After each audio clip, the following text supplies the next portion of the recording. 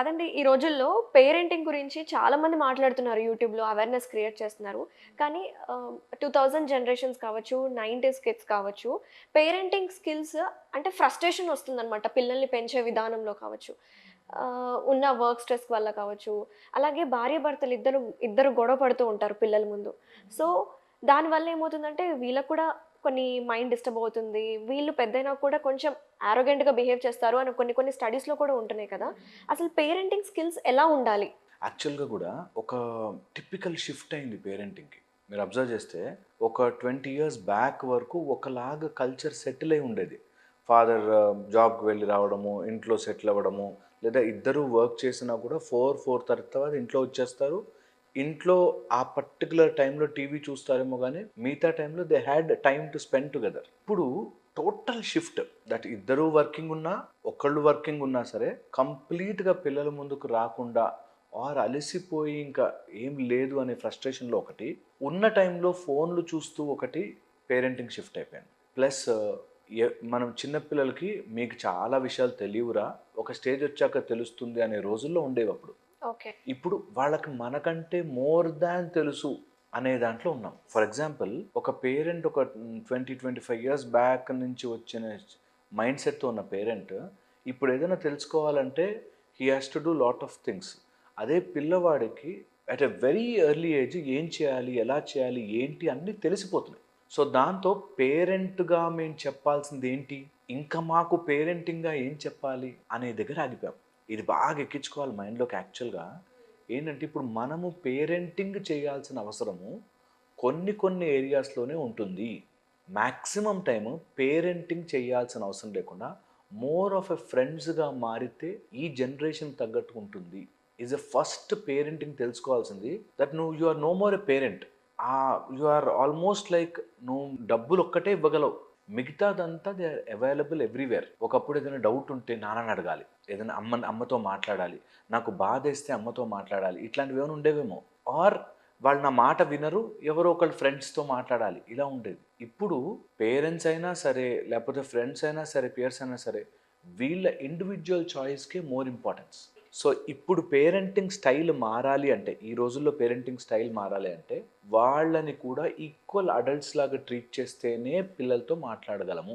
At the age of what? Very బిగినింగ్‌లోంచే 5 maybe 6 maybe 7 years నుంచి. ఎందుకు చెప్తున్నానంటే, బికాస్ ఆఫ్ టెక్నాలజికల్ అడ్వాన్స్‌మెంట్ ఒకటి. 2 easy available of information both good and bad easy available వచ్చేసింది. Third వచ్చేసి మన మానిటరింగ్ ఆఫ్ కిడ్స్ అంత ఎక్కువగా లేకుండా తప్పించుకుంటున్నారు. నిజంగా కూడా పిల్లల్ని ఓ స్కూల్‌లో ఏసేస్తే వాళ్ళు అక్కడ చూసుకుంటారులే. హాస్టల్‌లో పడేద్దాము. హాస్టల్‌లో పడేద్దాము. లేపోతే హైయెస్ట్ ఇంటర్నేషనల్ స్కూల్‌లో ఏసేద్దాం. ముందు మన బాధ తప్పుతుంది. నేర్పించాల్సిన అవసరం లేదు అని. ఇంకా నేను పేరెంట్స్‌ని చూస్తున్నాను. పొద్దున్న స్కూల్‌కెళ్ళొచ్చాక సాయంత్రం అప్పుడే డాన్స్ నేర్పించేసేసి, అప్పుడే కరాటే నేర్పించేసేసి, అప్పుడే ఒక ఏదైనా కోడింగ్ ఒకటి నేర్పించేసేసి, వాళ్ళ ఇష్టం అన్నీ నేర్పించేసేసేయాలి పిల్లలకి. అర్జెంట్‌గా ఇప్పుడు ఈ పోటీ ప్రపంచంలో ఇంకా పోటీ పడాలి. ఓకే. ఇది ఒక బ్యాచ్. ఇంకొక బ్యాచ్ ఆఫ్ పేరెంటింగ్ అవన్నీ కాదు. మన కల్చర్‌లో ఏంటి పొద్దున్నే లేవగానే ఆర్గానిక్ ఫుడ్డే తినాలి. లేకపోతే ఆ గ్రీన్సే తినాలిరా. టీవీ ఇట్లా చూసాడంటే మహాపాపం.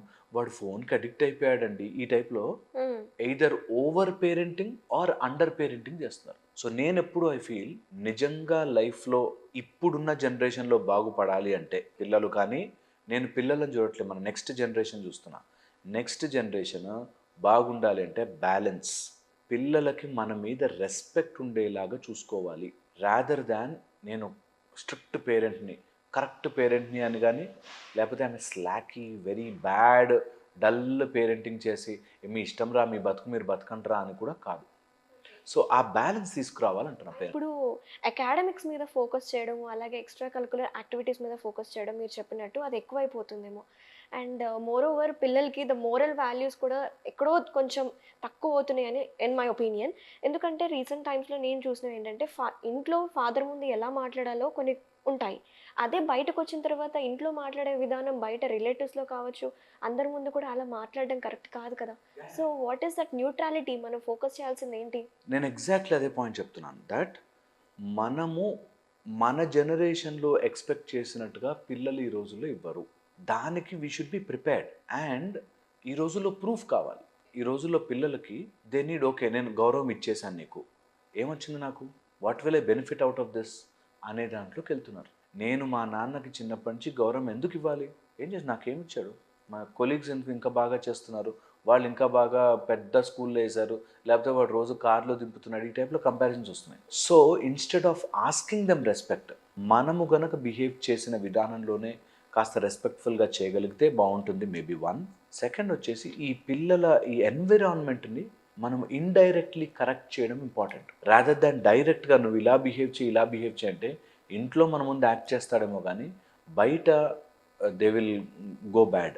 ఎందుకు జరుగుతోందంటే లైక్ బొమ్మరిల్లు సినిమా. ఎందుకు జరుగుతోందంటే ఈ రోజుల్లో అవుట్ సైడ్ హాఫ్ నాలెడ్జ్డ్ డెఫినేషన్లు చెప్పేవాళ్ళు ఎక్కువైపోయారు. హాఫ్ నాలెడ్జ్తో వాడేవో డెఫినేషన్స్ చెప్తాడు, ఆ డెఫినేషన్స్ పిల్లలు నిజం అనుకుంటారు. ఫర్ ఎగ్జాంపుల్ ఫ్రంట్ బెంచర్స్ ఏమంత గొప్ప కాదు, బ్యాక్ బెంచర్స్ గొప్ప అని నడిపిస్తారు, ఒక ట్రెండ్. సో నిజంగానే బ్యాక్ బెంచ్లో కూర్చుంటే గొప్ప వాళ్ళు ఏమో అనుకుంటారు. బ్యాక్ బెంచ్లోనూ వేస్ట్ వాళ్ళు ఉంటారు కదా, అవును. ఫ్రంట్ బెంచ్లోనూ వేస్ట్ వాళ్ళు ఉంటారు కదా.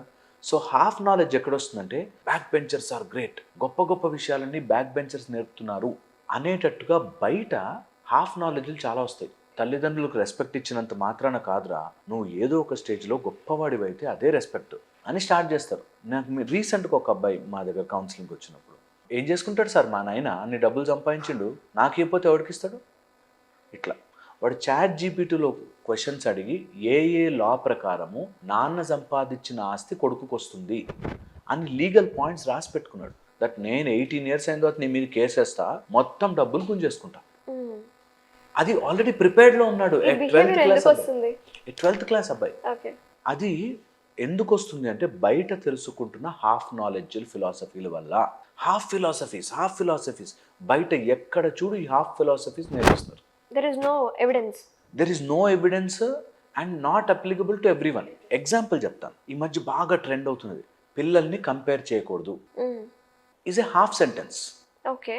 పిల్లల్ని కంపేర్ చేయకూడదు, క్రికెట్ ఆడేవాడిని సంగీతం పాడేవాడిని కంపేర్ చేయకు, అగ్రీడ్. 10th క్లాసులో ఒకే క్లాస్ రూమ్లో కూర్చున్న పిల్లలందరూ 10th క్లాస్లో మార్కులు ఎందుకు తక్కువ వచ్చారని కంపేర్ చేస్తారు కదా. నీకు అదే టీచర్, అదే సబ్జెక్ట్, అదే సిలబస్, నీకు ఎందుకు తక్కువ వచ్చారా అని కంపేర్ చేస్తుంది. అడుగుతుంది అమ్మ, నాన్న అడుగుతాడు. కంపేర్ చేయకూడదు, అది వాళ్ళు వేరే ఇది వీళ్ళు వేరే అని హాఫ్ నేర్పించారు. సో మై పాయింట్ ఇస్, ఈ బ్యాలెన్స్ పిల్లలకు తెలియక బయట ఎక్కడో లాజిక్, నన్ను కంపేర్ చేయకున్నానా. ఈ మధ్య వచ్చిన ఒక అబ్బాయి, నన్ను మా నాన్న వాళ్ళు బాగా కంపేర్ చేస్తారు. ఏం కంపేర్ చేస్తారా, మార్క్స్ తక్కువ వచ్చాయని చెప్పి కంపేర్ చేస్తారు. ఎక్కడ ఎవరితో, అమెరికా వాళ్ళతోనూ ఇండియా వాళ్ళతోనూ కంపేర్ చేయట్లే కదా, నీ క్లాస్ రూమ్లో నీతో పాటు చదువుకుంటున్న పిల్లల్ని కంపేర్ చేస్తారు. Why not? ఆ కంపేర్ చేయకూడదు, నాకు డిప్రెషన్ వచ్చేస్తుంది. సో మై పాయింట్ ఈస్, వీళ్ళు హాఫ్ నేర్చుకుని కంపేర్ అనే మాట వస్తే నేను డిప్రెస్ అయిపోవాలి, కంపేర్ అనే మాట వస్తే ఫైట్ చేయాలి. ఇలాగా ఎగ్జాంపుల్ చెప్తున్నాను, ఇలా సో మెనీ హాఫ్ నాలెడ్జ్లు ఈ నెత్తికి రుద్దుకుంటున్నారు. ఓకే. పేరెంట్స్ చేయాల్సిన ముఖ్యమైన పని, అట్లాంటి లాజిక్ ఏదైనా వస్తే వాళ్ళని రైట్ మార్గంలో గైడ్ చేయడమే. ఈ రోజుల్లో you can not force children. నువ్వు గనక ఇంట్లో ఫోర్స్ చేయడం స్టార్ట్ చేస్తే, నేను పేరెంట్ని ఇట్లాగే ఉండాలని స్టార్ట్ చేస్తే, నిన్ను శత్రువులు చేసేసుకుని, వాళ్ళు కంప్రెస్ అయిపోతున్నాం అనుకుని, నాకు ఫ్రీడమ్ లేదనుకుని బయట వెతుక్కుంటున్నారు.